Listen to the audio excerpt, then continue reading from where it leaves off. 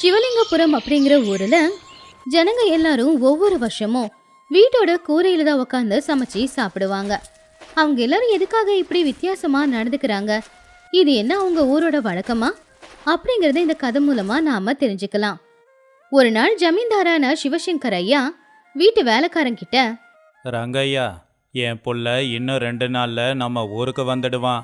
அவன் ஊருக்கு வந்ததுக்கு அப்புறமா அவனுக்கு எந்த குறையும் இல்லாம பார்த்துக்க வேண்டிய கடமை உன்கிட்ட இருக்கு. சரிங்க ஐயா. எதுக்கு சொல்றேன்னா, அவன் பிறந்ததுல இருந்தே பட்டணத்திலேயே இருந்து பழகிட்டான். அங்கேயே படிக்கிறான் இல்லையா. பல வருஷத்துக்கு அப்புறமா தான் நம்ம ஊருக்கே வரான். நீங்க கவலைப்படாதீங்க ஐயா. சின்ன ஐயாவை நானே கூட இருந்து எந்த குறையும் இல்லாம பார்த்துக்கிறேன். சரி சரி, வா வயலுக்கு போகலாம். வயலுக்கு போய் 2 நாள் ஆயிடுச்சுல்ல. அப்படின்னு சொல்லி ஜமீன்தார் ரங்கையாவை கூடவே கூட்டிக்கிட்டு வயலுக்கு போனாரு. அப்போ வயல் எல்லாத்தையுமே பார்த்து, ரங்கையா, வயலை பார்க்க நல்லா தான் இருக்கு. பூச்சி பொட்டு கூட எதுவும் இல்லையே. இந்த வருஷம் விளைச்சல் நல்லா வரும்னு நினைக்கிறேன். ஆமாங்க ஐயா, விளையிற விளைச்சலை பார்த்தா 1 ஏக்கருக்கு 2 மூட்டை கூடவே கிடைக்கும்னு நினைக்கிறேன். எல்லாம் கடவுளோட கருணை தாண்டா. சரி வா, வீட்டுக்கு போகலாம். அப்படின்னு 2 பேரும் வீட்டுக்கு கிளம்பிட்டாங்க. அடுத்த நாள் காலையில ஜமீன்தாருடைய பிள்ளையான குமார் வீட்டுக்கு வந்தான்.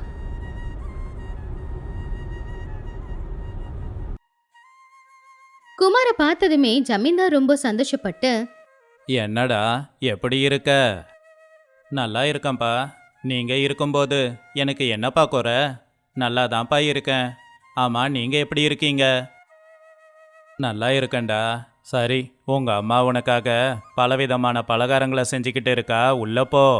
அப்படின்னு சொன்னதும் குமார் வீட்டுக்குள்ள போனான். அம்மா. வாப்பா, எப்ப வந்த? இப்பதான் இந்த அம்மாவோட ஞாபகம் வந்துச்சு அவனுக்கு. சரி சரி, உனக்காக முறுக்கு சுட்டு வச்சிருக்க, சாப்பிடு அப்படின்னு கொடுத்தாங்க. ரொம்ப சுவையா இருக்குமா. என்ன இருந்தாலும் அம்மா சாப்பாடு அம்மா சாப்பாடு தான். சரிப்பா, முறுக்கு சாப்பிட்டியா? போய் நல்லா குளிச்சுட்டு கொஞ்ச நேரம் படுத்து ஓய்விடு.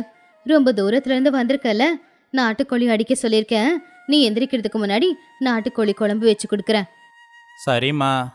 அப்படின்னு சொல்லி வீட்டுக்குள்ள போனான். கொஞ்ச நேரத்துக்கு அப்புறமா அம்மா செஞ்ச சாப்பாடை சாப்பிட்டு, அம்மா, நான் போய் என் நண்பனை பார்த்துட்டு வரேம்மா. அவனை பார்த்தே பல வருஷம் ஆயிடுச்சு. அவன் கூட சரியா பேசுறது கூட இல்லை. நான் போய் பார்த்துட்டு வரேன். இன்னைக்கு தானப்பா வந்த, அதுக்குள்ள எதுக்கு வெளியில போற? நாளைக்கு போலாம்ப்பா உடனே பார்த்துட்டு திரும்ப வரேம்மா. அப்படின்னு அவனுடைய நண்பனை பார்க்க போனா குமார். குமார் அவனுடைய நண்பனை பார்த்து, ரமேஷ், எப்படி இருக்க? என்ன வேலைடா பார்த்துக்கிட்டு இருக்க? என்ன வேலைடா பார்க்க போறேன்? விவசாயம்தான். உன்னை உங்க அப்பா பட்டணத்துக்கு அனுப்பின கொஞ்ச நாள்லயே எங்க அப்பா இறந்து போயிட்டாரு. வீட்டை பார்த்துக்க வேற ஆள் இல்லை. அதனால நானே விவசாயமும் பண்ண ஆரம்பிச்சு அப்புறம் கல்யாணம் கூட ஆயிடுச்சுடா. இப்போ எனக்கு 8 வயசுல ஒரு புள்ளையும் இருக்கான். டே, கல்யாணம் பண்ணிக்கிட்டியா? சொல்லவே இல்லை. சரி வா, வீட்டுக்கு போய் தங்கச்சியும் உன் புள்ளையும் பார்க்கலாம். அட, அதில் என்ன இருக்கு? சரி வா போலாம். அப்படின்னு 2 பேரும் கிளம்புனாங்க. வீட்டுக்கு போனதுக்கு அப்புறமா குமார் ரமேஷோட வீட்டோட நிலைமைய பார்த்து, டே ரமேஷ், இவ்வளோ சின்ன வீட்டில் எப்படிடா வாழ்றீங்க? வேற வழி இல்லடா. கல்யாணம் பண்ணி பொண்டாட்டி புள்ளன்னு ஆனதுக்கப்புறம் வர வருமானம் செலவுக்கே சரியா போயிடும். அதுக்குள்ள ரமேஷோட பொண்டாட்டி அங்க வந்தா. அவ வந்ததும், ராதா, இவன் என் பாலிய சிநேகிதன். பட்டணத்துக்கு போய் தங்கி அங்கேயே படிச்சுக்கிட்டு இருந்தான். இப்பதான் ரொம்ப வருஷம் கழிச்சு நம்ம ஊருக்கு வந்திருக்கான். வணக்கங்கண்ண, நல்லா இருக்கீங்களா? நல்லா இருக்கம்மா. ஆமா, உன் புள்ளைய காணுமே, அவன் எங்கடா? பள்ளிக்கூடம் போயிருக்கான்டா. வர்ற நேரம்தான். இந்நேரம் வந்திருப்பான். ஆனா இன்னைக்கு காணோம். சரிடா, வீட்டில் அம்மா எனக்காக காத்துக்கிட்டு இருக்காங்க. நான் வீட்டுக்கு கிளம்புறேன். வந்த உடனே கிளம்புறேன்னு சொல்றியே, ஒரு காப்பி குடிச்சிட்டு போயேன். இங்கே தானடா இருக்க போறேன். இன்னொரு நாள் வந்து குடிக்கிறேன். இப்படி இருக்கும்போது அந்த ஊர்ல மழை பெய்ய ஆரம்பிச்சது. தொடர்ந்து மழை பெஞ்சுக்கிட்டே இருக்கிறதுனால அந்த ஊருக்குள்ள வெள்ளம் வந்துருச்சு. வீடெல்லாமே பாதி தண்ணியில முழுகி போச்சு. அந்த வெள்ள நீரால கிராமத்து ஜனங்க எல்லாருமே கஷ்டத்தை அனுபவிச்சுக்கிட்டு இருந்தாங்க. அதனால ஊர் ஜனங்க எல்லாருமே ஒரு நாள் ஜமீன்தாரை பார்க்கறதுக்காக போனாங்க. அங்க ஜமீன்தார் கிட்ட, ஐயா, வெள்ளத்தில் விளைஞ்ச விளைச்சல் எல்லாமே அடிச்சுக்கிட்டு போயிடுச்சு. அது ஒரு பக்கம்னா இன்னொரு பக்கம் வீட்டுக்குள்ளே தண்ணி வர்றதால ரொம்ப கஷ்டமாக இருக்கு. பூச்சி பொட்டெல்லாம் வீட்டுக்குள்ளே வருது. பயமாக இருக்குங்க ஐயா. ஏன் எல்லாரும் இவ்வளவு பயப்படுறீங்க? பயப்படாமல் எப்படிங்க ஐயா இருக்க சொல்கிறீங்க? நீங்கள் இருக்கிறது பெரிய பங்களா வீடு. உங்களுக்கு எந்த பிரச்சனையும் இல்லை. ஆனால் எங்களுக்கு அப்படி இல்லை. நாங்கள் வேற ஊருக்கு போகலான்னு இருக்கோம். உங்ககிட்ட சொல்லிட்டு போகலான்னு தான் வந்தோம். இதை எல்லாத்தையும் கேட்டுக்கிட்டு இருந்த குமார், இது நல்ல யோசனை தான். இந்த கிராமம் இப்படி இருக்குன்னு தெரிஞ்சுதான் நான் இத்தனை நாளாக இங்கே வரல. தப்பு குமார், இதில் தப்பு என்னடா இருக்கு? நம்ம உயிருக்கே ஒரு பிரச்சனைனா பக்கத்து ஊருக்கு போய் உயிரை காப்பாற்றிக்கிறதுல என்ன தப்பு? நான் அதை தப்புன்னு சொல்லலை. பிறந்த ஊரை விட்டுட்டு இன்னொரு ஊருக்கு போகிறது பெத்த தாயையே விட்டுட்டு போகிற மாதிரி இல்லையா? இந்த பிரச்சனைக்கெல்லாம் ஒரு வழியை கண்டுபிடிக்கணுமே தவிர போகிறது சரியில்லை. அதை கேட்டு ஜமீன்தார், ஆமாம், ரமேஷ் சின்னவனா இருந்தாலும் சொல்றது சரிதான். இந்த வெள்ளத்துல இருந்து எப்படி தப்பிக்கிறது? அப்படின்னு யோசிக்கும்போது, ஐயா, என்கிட்ட ஒரு யோசனை இருக்குங்க. சொல்லு ரமேஷ். எங்கேயோ போய் கஷ்டப்பட்டு வாழ்றத விட பேசாம தண்ணி வர்ற சமயத்துல நம்ம வீட்டு கூரை மேலேயே வாழ்ந்தா பிரச்சனை இருக்காதுல்ல? யோசனை எல்லாம் சரிதான். ஆனா சின்ன பசங்க வயசானவங்கெல்லாம் இருக்காங்க இல்லையா? அவங்க எப்படி கூரை மேலே ஏறுவாங்க? அதில் என்னங்க ஐயா இருக்கு? மரத்தை வெட்டி ஏணியை தயார் பண்ணிக்கிட்டா கூரை மேலே ஏறி போயிடலாம். அப்புறம் தேவையான பொருளுங்களை கூரை மேலே வச்சுக்கிட்டா பிரச்சனை எதுவும் இருக்காது. இந்த மழை காலம் முடிகிற வரைக்குமாவது நாம் இப்படி சமாளிக்கலாங்க ஐயா. ரமேஷ், நீ சொன்னது உண்மையிலேயே நல்ல யோசனை. உடனே காட்டுக்கு போய் மரத்தை வெட்டிட்டு வந்து ஏணிகளை தயார் பண்ணுங்க. அப்படின்னு சொன்னதும் அந்த ஊஜனுங்க எல்லாரும் காட்டுக்கு போய் விறகு வெட்டி எடுத்துட்டு வந்து அதை வச்சு ஏணிகளை தயார் பண்ணி அவங்க வீட்டு கூரை மேல ஏறி உக்காந்து அங்கேயே அவங்க வாழ்க்கைய வாழ ஆரம்பிச்சாங்க. அடடா, எவ்வளோ நல்லா இருக்கு. நாம் எல்லாரும் வேற ஊருக்கு போயிருந்தா ரொம்ப கஷ்டப்பட்டிருப்போம். ரமேஷோட யோசனை நல்லா தான் இருக்கு. ஆமாயா, வேற ஊருக்கு போய் எங்க வாழ்றதா அப்படின்னு நினைச்சாங்க. அன்னையில இருந்து அந்த ஊருக்காரங்க எல்லாரும் மழை வந்தா வீட்டு கூரை மேல ஏறி உக்காந்துக்கிட்டு அங்கேயே சமைச்சு அங்கேயே சாப்பிட்டு தூங்கிக்கிட்டு இருந்தாங்க. அப்படியே அக்கத்து பக்கத்து வீட்டுக்காரங்க கிட்ட பேசிக்கிட்டு நேரத்தை போக்கிக்கிட்டு இருந்தாங்க. அப்படியே வேலைக்கு போற கிராமத்து ஜனங்க எல்லாருமே அவங்க பக்கத்து ஊருக்கு போறதுக்கு சின்ன சின்னதா பரிசலை தயார் பண்ணி அந்த பரிசல் உதவி மூலமா அவங்க போக வேண்டிய இடத்துக்கு போய்கிட்டு இருந்தாங்க. இதுதாங்க இந்த ஊஜனங்க வீட்டு கூரை மேல வாழ்றதுக்கான காரணம். இந்த கதையில இருக்கிற நீதி என்னன்னா, ஒரு ஊர்லயோ கிராமத்திலயோ ஏதோ ஒரு பிரச்சனை வந்துச்சு அப்படின்னா அந்த பிரச்சனையை போக்குறதுக்கான வழி தேடணுமே ஒழிய அந்த கிராமத்தை விட்டே போயிடக்கூடாது. அப்படி நம்ம சொந்த ஊரை விட்டு இன்னொரு ஊருக்கு போனோம்னா அங்க நாம கஷ்டப்பட வேண்டியதா இருக்கும். முடிஞ்ச வரைக்கும் சொந்த ஊர்ல இருக்கிற பிரச்சனைகளை சரி பண்ணிக்கிட்டு அங்கேயே நாம கஷ்டப்பட்டு வாழ்ந்தோம்னா சந்தோஷமா வாழலாம். ஒரு காலத்துல அக்ரஹாரபுரம் அப்படிங்கிற ஊர்ல ரங்கையாவோட குடும்பம் இருந்துச்சு. ரங்கையாவோட குடும்பத்துல அவருடைய மனைவியான தேவியும் புள்ள பாலவும் இருந்தாங்க. ரங்கையா ஆத்துல மீன் பிடிச்சு அதை வித்துதான் குடும்பத்தை பார்த்துக்கிட்டு இருந்தான். என்னங்க இது, மழை காலம் தொடங்கிடுச்சா? இனி நம்மளுடைய வாழ்க்கை ரொம்ப கஷ்டம்தான். எப்படியும் மீன் பிடிக்க போக முடியாது, வருமானமும் இருக்காது, சாப்பிட சாப்பாடும் இருக்காது. மழை காலம் முடிகிற வரைக்கும் இனி இந்த கஷ்டம் இருக்கத்தான் செய்யும். நீ சொல்றது உண்மைதான். ஆனா என்ன பண்றது? இந்த மழை காலம் முடிகிற வரைக்கும் நாம கொஞ்சம் பொறுமையா தான் இருக்கணும். அப்பதான் அங்க வந்த பாலு, அப்பா, நானும் உங்க கூட மீன் பிடிக்க வரவா? வேண்டாம்ப்பா, என்னுடைய கஷ்டம் உனக்கு வேண்டாம். நீ நல்லபடியா படிச்சு நல்லபடியா வேலைக்கு போகணும். அதான் என்னோட ஆசை. அப்பதான் உன்னோட வாழ்க்கையாவது நல்லா இருக்கும்னு நினைக்கிறேன். சரிப்பா, நான் நல்லா படிச்சு ஒரு நல்ல வேலைக்கு போறேன். அப்படியே மீனவர்களோட குடும்பத்தையும் நான் பார்த்துக்கிறேன்ப்பா. இந்த யோசனையெல்லாம் உனக்கு எப்படிடா வந்துச்சு? ஒன்றும் இல்லைப்பா, சின்ன வயசுல இருந்து உன்னை நான் பார்த்துக்கிட்டு தான் இருக்கேன். மீன் பிடிக்க போய்கிட்டு தான் இருக்க.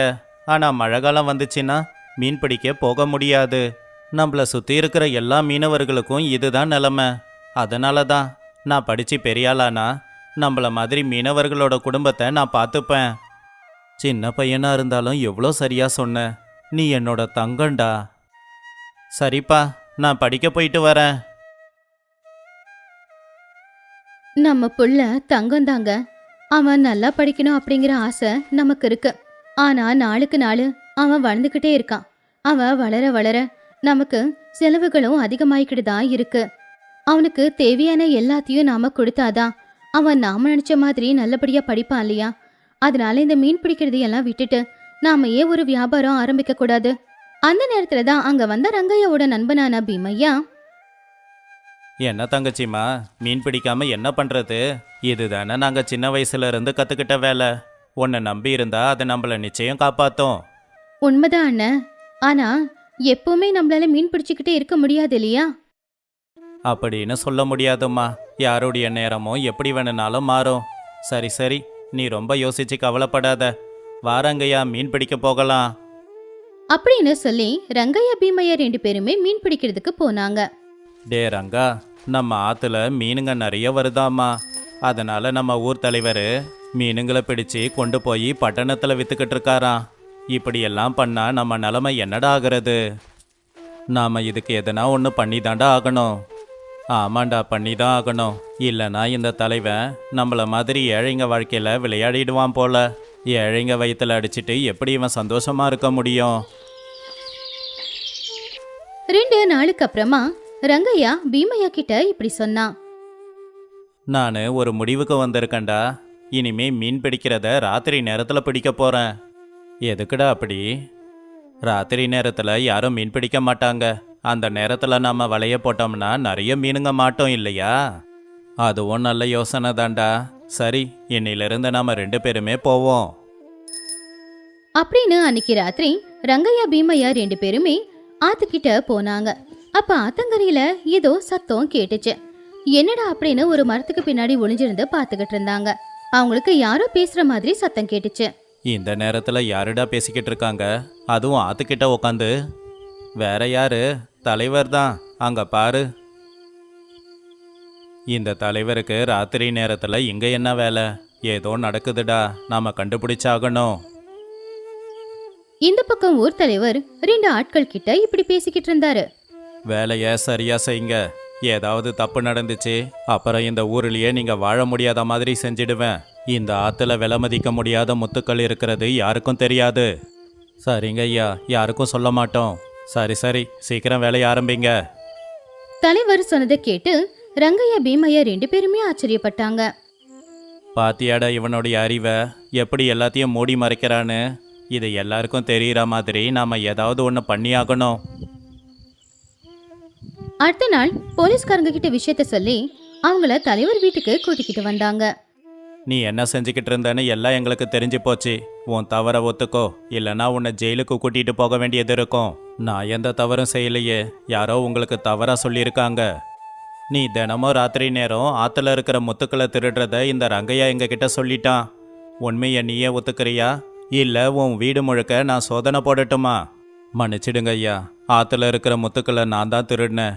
அதை பட்டணத்தில் இருக்கிற பெரிய ஜமீன்தாருக்கு கொடுத்துக்கிட்டு இருக்கேன்.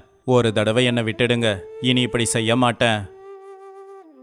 ரங்கையா, நீ ஏன் சொல்லு, உங்க தலைவருக்கு என்ன தண்டனை கொடுத்தா சரியா இருக்கும்? அவர் பண்ணது பெரிய தப்புங்க ஐயா. அதனால இதுவரைக்கும் அவர் சம்பாதிச்ச பணத்துல கொஞ்சம் பணத்தை ஊருக்காக செலவு செய்ய சொல்லுங்க. அது இந்த ஊருக்கு சொந்தமான ஆறு. அப்படின்னா அவர் சம்பாதிச்ச பணமும் எல்லாருக்கும் சொந்தம். என்னை மன்னிச்சிடுங்க, ரங்கா சொன்னதை செய்யறேன். இப்படியே சில நாட்களும் போச்சு. என்னடா ரங்கா இது, ஒரு மீன் கூட இல்லை. வலைய போட்டு வச்சாலும் மீன் மாட்ட மாட்டேங்குது. வேற எதுனா வேலைக்கு போகலான்னு பார்த்தா எந்த வேலையும் நமக்கு தெரியாது. ஆமாண்டா, ஆற்றுல மீனுங்க அழியுது. இதுக்கு நம்ம எதுனா பண்ணியே ஆகணும். மீனுங்கெல்லாம் எதுக்காகடா அழியுது? அதுக்கு என்ன காரணமாக இருக்கும்? வேற என்ன, இப்போ எல்லாமே கலப்படமாக மாறிடுச்சு. நாம் பண்ண தவறால இப்போ ஆற்றுல மீனுங்க கூட இருக்கிறதில்ல. ஆனால் இதுக்கு நாம் என்ன பண்ண முடியும்? இதுக்கு ஒரு வழி இருக்குடா. நாமளே ஒரு குளத்தை தோண்டி அதில் மீன் குட்டிகளை விட்டு வளர்க்கணும். எங்கேயுமே கிடைக்காத மீன் வகைகளை நாம் வளர்த்தோம்னா நமக்கு அது மூலமாக நிறைய லாபமும் கிடைக்கும். நம்ம குளமும் நம்மக்கிட்டேயே இருக்கும். இந்த யோசனை நல்லா தாண்டா இருக்கு. அப்புறம் என்ன, உடனே வேலையை ஆரம்பிப்போம். அப்படி ரங்கையா பீமையா 2 பேரும் சேர்ந்து ஒரு குளத்தை தோண்டினாங்க. அதுல மீன் குட்டிங்களை கொண்டு வந்து போட்டாங்க. அவங்க நினைச்ச மாதிரியே சில நாட்கள்ல அந்த மீன் குட்டிங்க எல்லாம் பெருசா வளர்ந்துச்சு. இப்படி இருக்கும்போது ஒரு நாள் அந்த குளத்துக்கிட்ட பீமையா ரங்கையா பேசிக்கிட்டு இருக்கும்போது தலைவர் அந்த பக்கமா வந்தாரு. என்ன ரங்கையா, சொந்தமா மீன்களை வளர்க்குறீங்க போல. அதில் உங்களுக்கு என்ன பிரச்சனை? வார்த்தையெல்லாம் திமிரா வருது, விடுங்க பார்த்துக்கிறேன். அப்படின்னு சொல்லி தலைவர் அங்கிருந்து கோவமா போயிட்டாரு. இவன் மேலே எப்பவுமே ஒரு கண்ணு இருக்கட்டும்டா. ஏன்னா நாய் வேலை நிமித்த முடியாதுங்கிற மாதிரி இவன் குணத்தையும் மாற்ற முடியாது. அந்த சந்தேகம் எனக்கும் இருக்குடா. இப்படி சில நாட்களும் போச்சு. ஒரு நாள் தலைவர் அவருடைய மனைவி கிட்ட, லக்ஷ்மி, எனக்கு பசி எடுக்குது, சாப்பாடு போடேன். உட்காருங்க, கொண்டு வரேன். இன்னைக்கு மீன் குழம்பு வச்சிருக்க போல. குழம்பு ரொம்ப சுவையா இருக்கு. ஆமா, மீன் எங்க இருந்து வாங்கின? நான் போய் வாங்கிட்டு வரலங்க. நம்ம ரங்கையா அவனுடைய குளத்துல இருக்கிற மீனுங்களை முதல்ல உங்களுக்கு தான் கொடுக்கணும் அப்படின்னு கொண்டு வந்து கொடுத்தான். உங்க மேல மரியாதை வச்சிருக்கிறத அப்படி காட்டினான். லக்ஷ்மி சொன்னதை கேட்டதும் தலைவர் உடனே சாப்பிட்டத போய் வெளியில கக்குனாரு.